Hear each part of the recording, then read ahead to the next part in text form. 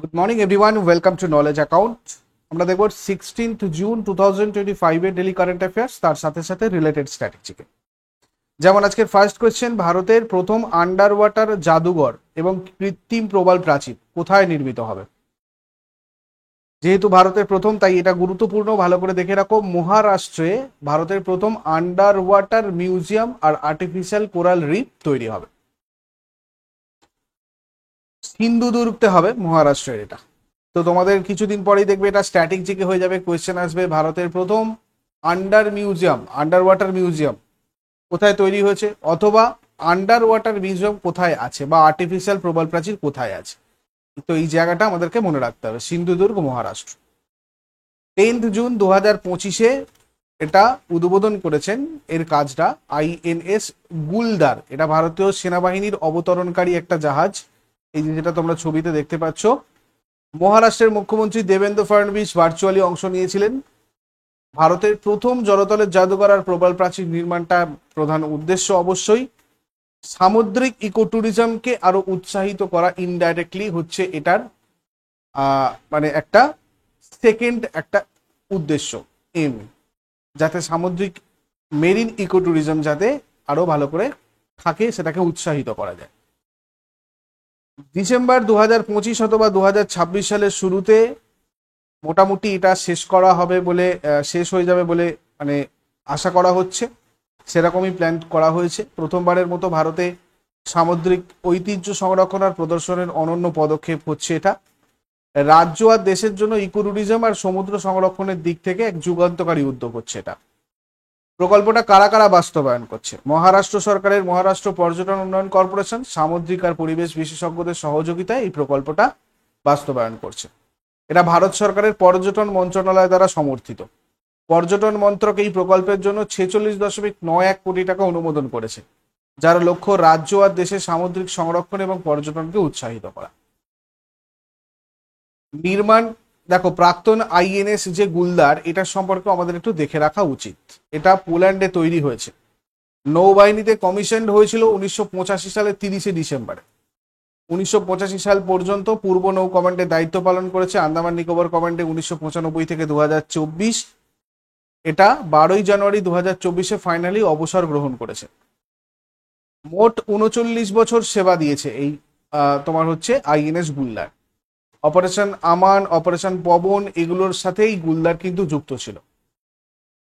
তারপরে অপারেশন আমান সম্পর্কে একটু দেখে রাখি। গুজরাটের রায়ট বিধ্বস্ত এলাকায় সেনা মোতায়েন করার জন্য ভারতীয় সেনাবাহিনীর একটা অপারেশন এটা। এই অপারেশনটা 1 মার্চ 2002 সালে হয়েছিল। এর উদ্দেশ্য ছিল বেসামরিক প্রশাসনকে সহায়তা করা।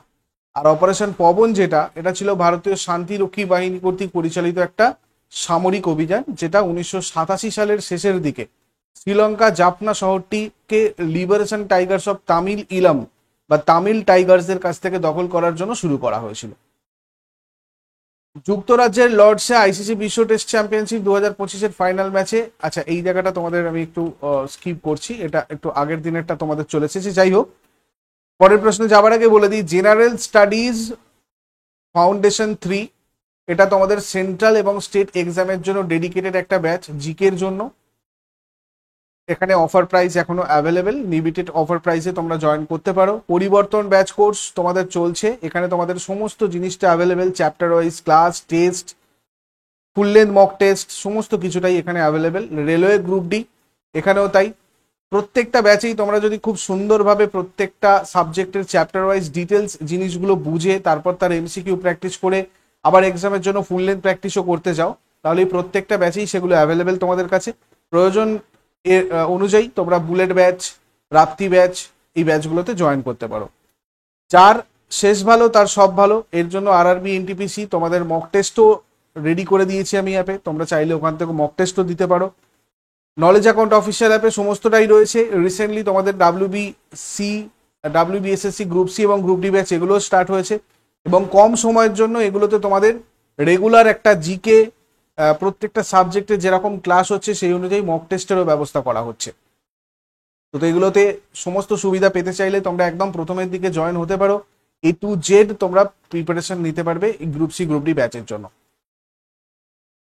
প্রথম ইবর্জ্য আর এই রিলেটেড কোনো কোয়ারিজ যদি থাকে বা কোনো কিছু জানার প্রয়োজন থাকে, এই যে স্ক্রিনে নাম্বার দেওয়া আছে বা ওপরে নাম্বার দেওয়া রয়েছে, এই নাম্বারে তোমরা হোয়াটসঅ্যাপ অথবা কল করে নেবে। কেমন?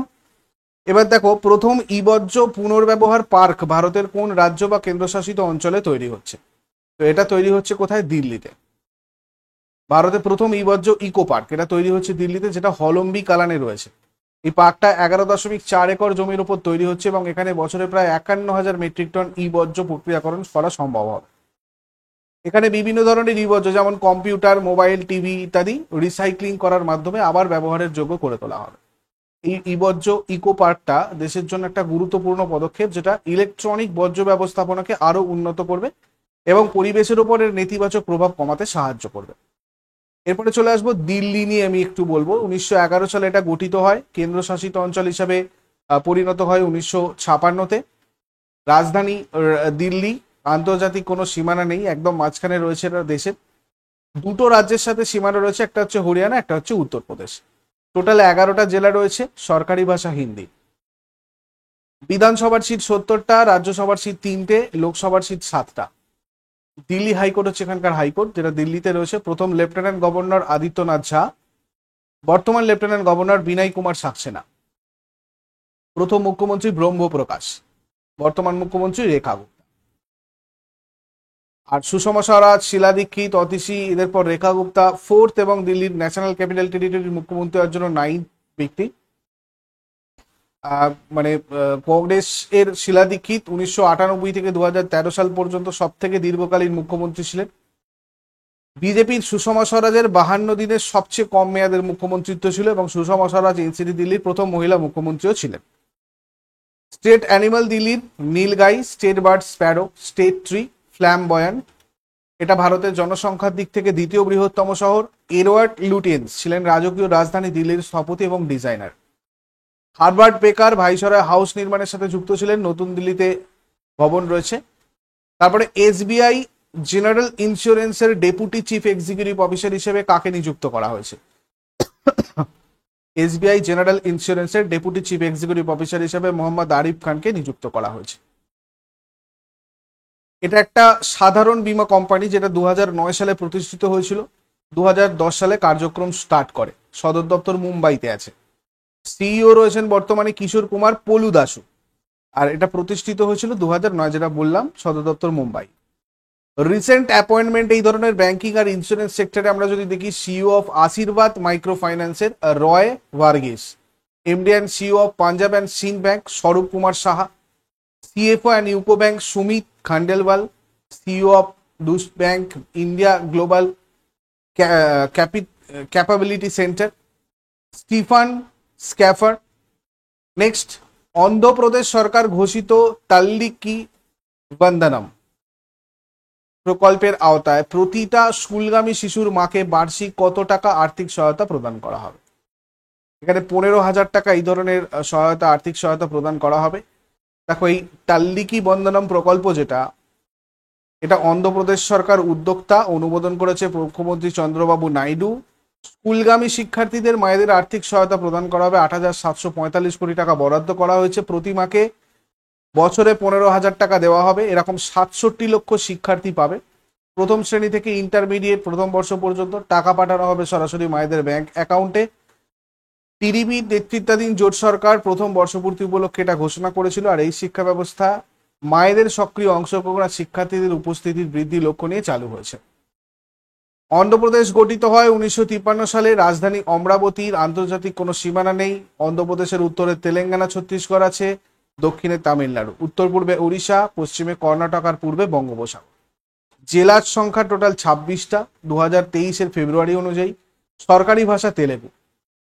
বিধানসভার সিট 175, রাজ্যসভার 11, লোকসভার আসন 95টা। আর অন্ধ্রপ্রদেশ হাইকোর্ট হচ্ছে অমরাবতীতে। প্রথম রাজ্যপাল চন্দুলাল মাধবলাল ত্রিবেদী, বর্তমান রাজ্যপাল বিচারপতি এস আব্দুল নাজির। প্রথম মুখ্যমন্ত্রী টি প্রকাশম, বর্তমান মুখ্যমন্ত্রী N Chandrababu Naidu. State animal black বাক, স্টেট বার্ড রোজ রিং প্যারাকেট, স্টেট ট্রি নিম। কাকিনাড়া, এটা ভারতের গ্যাস পাইপলাইন নেটওয়ার্কের বিশেষ গুরুত্ব বহন করে। এটা অন্ধ্রপ্রদেশেই রয়েছে। এসএসসি এমটিএস 2021 জিজ্ঞাসা করা হয়। এই রাজ্যটা হলো দ্বিতীয় দীর্ঘতম উপকূল রেখার রাজ্য। বিশ্বের বৃহত্তম ইউরেনিয়াম মজুদ আছে যেটা অন্ধ্রপ্রদেশে রয়েছে। আর উৎসব যদি দেখি, বিশ্ব একাদশী, দাক্ষিণাত্য উৎসব, ডেকান ফেস্টিভ্যাল, তেলেগু নববর্ষ, উগাড়ি বা গুড়ি পর্ব, শ্রী রামনবমী উৎসব, বিনায়ক চতুর্থী, দুর্গা উৎসব, এগুলো সব এখানকার উৎসব। কুচিপুড়ি এখানকার ক্লাসিক্যাল ডান্স, এছাড়াও অন্ধ্রনাট্যম, বীরনাট্যম, কোলাট্টম এগুলো রয়েছে ওখানকার folk dance. Papikonda national park, Rajiv Gandhi বা রামেশ্বরম ন্যাশনাল পার্ক আর শ্রী ভেঙ্কটেশ্বর ন্যাশনাল পার্ক এখানকার ইম্পর্টেন্ট ন্যাশনাল পার্ক। আর ডেপুটি চিফ মিনিস্টার রয়েছেন কনিদাল পাওন কল্যাণ। আইআরসিটিসি ওয়েবসাইট এবং মোবাইল অ্যাপের মাধ্যমে তৎকাল টিকিট বুকিং এর জন্য আধার প্রমাণীকরণ কোন তারিখ থেকে বাধ্যতামূলক হবে? জুলাই 1, 2025। দেখো 1 জুলাই 2025 থেকে শুধুমাত্র আধার প্রমাণিত ব্যবহারকারীরা আইআরসিটিসি ওয়েবসাইট এবং মোবাইল অ্যাপের মাধ্যমে তৎকাল টিকিট বুক করতে পারবে, যেটা স্বচ্ছতা বৃদ্ধি করবে এবং অপব্যবহার রোধ করবে। 15 জুলাই থেকে অনলাইনে পিআরএস কাউন্টারে অথবা অনুমোদিত এজেন্টদের মাধ্যমে সমস্ত তৎকাল বুকিং এর জন্য নিবন্ধিত মোবাইল নম্বরের মাধ্যমে ওটিপি যাচাইকরণ বাধ্যতামূলক হবে। পিআরএস মানে হচ্ছে প্যাসেঞ্জার রিজার্ভেশন সিস্টেম। আইআরসিটিসির ফুল ফর্ম কি? Indian railway catering and tourism corporation.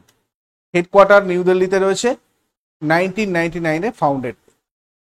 2025 সালের 14 থেকে 28 জুন মঙ্গোলিয়ার উলান বাটরে খান কোয়েস্ট বহুজাতিক মাল্টিল্যাটারাল সামরিক মহড়া মিলিটারি এক্সারসাইজের কোন সংস্করণ অনুষ্ঠিত হতে চলেছে? তো এটা হচ্ছে 22তম এডিশন, 22nd এডিশন খান কোয়েস্টের। বহুজাতিক শান্তিরক্ষা অনুশীলন জাতিসংঘ সনদের 7ম অধ্যায়ের অধীনে শান্তি সহায়তা মিশনের প্রস্তুতি আর আন্তঃকার্যক্ষমতা বৃদ্ধির লক্ষ্যে এটা করা হচ্ছে। হুমায়ুন রেজিমেন্টের একটা ব্যাটালিয়ন ভারতের হয়ে অংশগ্রহণ করছে এবং অন্যান্য বাহিনীর সদস্যরাও রয়েছে, একজন মহিলা অফিসার, 2জন মহিলা সৈনিক রয়েছে। এখানে অ্যাকচুয়ালি মাল্টিল্যাটারাল মানে বহু দেশ এখানে অংশগ্রহণ করছে। 2003 সালে প্রথম আয়োজন করা হয়েছিল যুক্তরাষ্ট্র আর মঙ্গোলিয়াতে।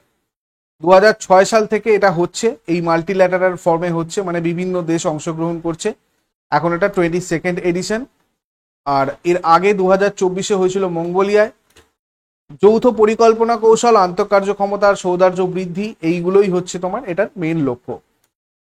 সম্প্রতি 68 বছর বয়সে মারা যাওয়া এডগার লুঙ্গু কোন দেশের প্রাক্তন রাষ্ট্রপতি ছিলেন? এডগার লুঙ্গু ইনি ছিলেন জাম্বিয়ার প্রাক্তন রাষ্ট্রপতি। এডগার চাগওয়া লুঙ্গু জাম্বিয়ান রাজনীতিবিদ, যিনি 26শে জানুয়ারি 2015 থেকে 24শে আগস্ট 2021 পর্যন্ত জাম্বিয়ার ষষ্ঠ রাষ্ট্রপতি হিসাবে দায়িত্ব পালন করেছিলেন। তারপরে ভারতীয় ওভারসিজ ব্যাংক গ্রাহকদের কাছাকাছি শাখা, এটিএম এবং অফিস খুঁজে পেতে সাহায্য করার জন্য চালু করার নতুন অনলাইন টুলটার নাম কি? এটার নাম হচ্ছে locate IOB. Indian overseas bank এর উদ্যোগের নাম লোকেট আইওবি। গ্রাহকদের নিকটতম শাখা, এটিএম আর অফিস খুঁজতে সাহায্য করা হচ্ছে এর উদ্দেশ্য। এই হচ্ছে এটার ওয়েবসাইট, আর এই আইওবি ওয়েবসাইটের লোকেশন ট্যাব, এটা তোমার অ্যাপে যেটা আছে সেটা। শাখার ঠিকানা, দিক নির্দেশনা, আইএফএসসি কোড পাওয়া যাবে। ওয়েবসাইট থেকে সরাসরি শাখায় কল করার সুবিধা রয়েছে। প্রযুক্তি সচেতন গ্রাহকদের জন্য উপযোগী এটা। প্রতিটি শাখার জন্য পৃথক মিনি ওয়েবসাইট থাকছে। মোবাইল আর ইন্টারনেট ব্যবহারকারী বেশকে সহায়তা করার জন্য আরো অনেক জোর দেওয়া হয়েছে। স্থানীয় ব্যাংকিং পরিষেবা আরো সহজ আর অ্যাক্সেসযোগ্য করাটাই মেন লক্ষ্য। এই ইন্ডিয়ান ওভারসিজ ব্যাংক প্রতিষ্ঠিত হয় 1937-এ। Head office Chennai. CTM Chidambaram Chettiar প্রতিষ্ঠাতা, অজয় কুমার শ্রীবাস্তব ব্যবস্থাপনা পরিচালক এবং সিইও। তারপরে শাহেদ ড্রোন, এটা কোন দেশ তৈরি করে? শাহেদ ড্রোন দেখো এটা তৈরি করেছে ইরান। ইরানে নির্মিত মানুষ্যবিহীন যুদ্ধ বিমান নির্মাতা শাহিদ অ্যাভিয়েশন ইন্ডাস্ট্রিজ। রাশিয়ার শাহিদ 136 ড্রোন পরিচিত গিরান 2 নামে। একমুখী আত্মঘাতী ড্রোন, এটা একটা বিস্ফোরক ওয়ারহেড রয়েছে এর মধ্যে, মানে ইউজ করা হয়। শাহেদ 136। ডেল্টা উইং ডিজাইন, প্রায় 200 কেজি ওজন, 2.5 to 3 মিটার্স এটার ডানার বিস্তার।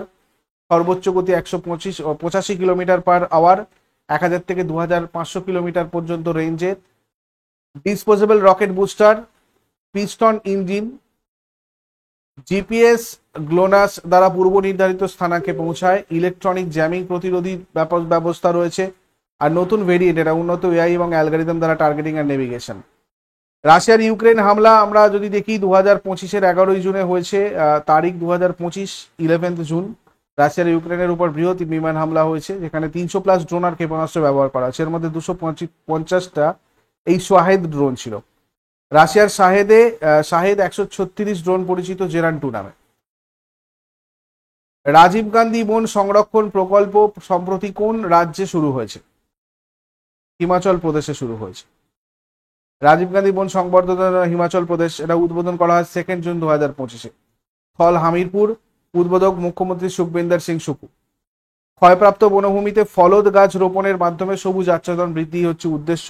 নারী, যুবক ও স্বসহায়ক গোষ্ঠীর সেলফ হেল্প গ্রুপের মাধ্যমে কর্মসংস্থান আর সম্প্রদায়ের সম্পৃক্ততা বৃদ্ধি।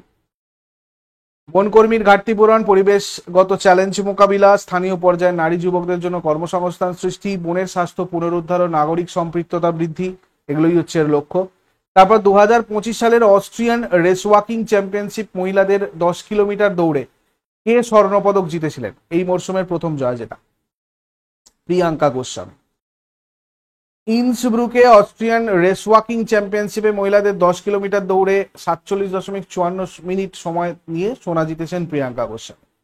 আর পুরুষদের 35 কিলোমিটার ইভেন্টে সন্দীপ কুমার 2 ঘন্টা 38 মিনিট 45 সেকেন্ড সময় নিয়ে রূপো জিতেছেন। অন্যদিকে রামবাবু 2 ঘন্টা 41 মিনিট 47 সেকেন্ড সময় নিয়ে ব্রোঞ্জ জিতেছেন। সোনা জিতেছেন জারোমির মোরাভেক, চেক রিপাবলিকের। তারপরে আগের দিনের হোমওয়ার্ক গুলো দেখে নেব। ভারতে কোথায় ওরাং টাইগার রিজার্ভ রয়েছে? এটা আসাম হয়ে যাবে। বাল্মীকি জাতীয় উদ্যান তোমার রয়েছে বিহার রাজ্যের পশ্চিম চম্পারণ জেলায়। আজকে তোমাদের জন্য প্রশ্ন থাকবে, বর্তমান ভারতের রামসার সাইটের সংখ্যা কটা? আর বিশ্ব জলাভূমি দিবস প্রতি বছর কোন তারিখে পালন করা হয়? শেষকালে কমেন্টে জানাও। চট করে আগের দিনের গুলো কুইক রিভাইজ করে নেবো। যারা যারা লাইভে রয়েছে অ্যান্সার করার চেষ্টা করো। 2025 সালের বিশ্ব টেস্ট চ্যাম্পিয়নশিপ শিরোপা জিতেছে কোন দেশ? দক্ষিণ আফ্রিকা। 2024-25 উয়েফা নেশনস লিগের শিরোপা কোন দেশ জিতেছে? পর্তুগাল। 8টা পারমাণবিক বিদ্যুৎ কেন্দ্র নির্মাণের জন্য রাশিয়ার সাথে চুক্তি স্বাক্ষর করেছে কোন দেশ? ইরান। ভারতে প্রথমবারের মতো কোন গোয়াও স্পিরিট ভৌগোলিক নির্দেশক জিআই ট্যাগ পেয়েছে? ওজ্জো ফেনি। সম্প্রতি কোন দুই দেশের বিমান বাহিনীর বিশেষ বাহিনীর মধ্যে প্রথম যৌথ সামরিক মহড়া অনুষ্ঠিত হয়েছে? ভারত আর মার্কিন যুক্তরাষ্ট্র। শিক্ষা উপকরণ সরবরাহের জন্য ডাক বিভাগ কর্তৃক চালু করা নতুন ডাক পরিষেবার নাম কি? জ্ঞান পোস্ট। বিশ্ব শিশু শ্রম বিরোধী দিবস কোন দিন পালন করা হয়? 12ই জুন। সম্প্রতি খবরে দেখা গেছে লেক ন্যাট্রন কোন দুটো দেশের সীমান্তে অবস্থিত? তানজানিয়া এবং কেনিয়া। 2025 সালে বিশ্বের কোন দেশ নারকেল উৎপাদনে শীর্ষস্থানে আছে? Indonesia. Axis max life insurance লিমিটেডের নতুন ব্যবস্থাপনা পরিচালক এবং সিইও হিসাবে কাকে নিযুক্ত করা হয়েছে? সুমিত মদন। এগুলো ছিল তোমাদের আগের দিনের প্রশ্ন। ইউজফুল বলে মনে হলে লাইক করো, শেয়ার করো, কমেন্ট করে ফিডব্যাক জানাও। আর প্রতিদিন সকাল 6টার সময় ডেইলি কারেন্ট অ্যাফেয়ার্সের আপডেটের জন্য নলেজ অ্যাকাউন্টকে সাবস্ক্রাইব করে বেল আইকন প্রেস করে অলে ক্লিক করে নাও। Thank you so much, take care, have a great day.